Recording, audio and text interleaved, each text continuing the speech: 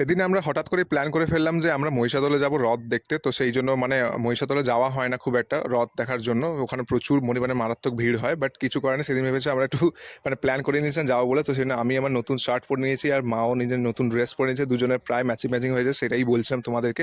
And তারপরে এই যে দেখতে পাচ্ছ মহিষাদলে পৌঁছে গেছি। মহিষাদলে পৌঁছতে আমার হাল একদম বেহাল হয়ে গেছে। তারপরে তো বাকিটা তোমরা দেখতেই থাকো।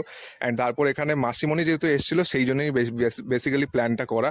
তো সেই জন্য এই যে মাসিমণি, মামা, আমি সবাই মিলে দাঁড়িয়ে আছি।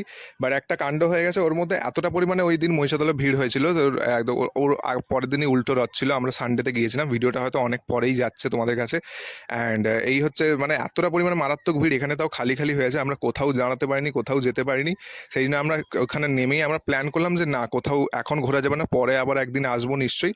তো সেই জন্য ওখান থেকে আবার চলে এলাম। তারপর মামা বাড়িতে জিলিপি কিনে নিয়ে চলে এলাম, এখন বসে বসে জিলিপি খাচ্ছি। তো এই ছিল আজকের ভ্লগ, কেমন লাগলো অবশ্যই জানিও।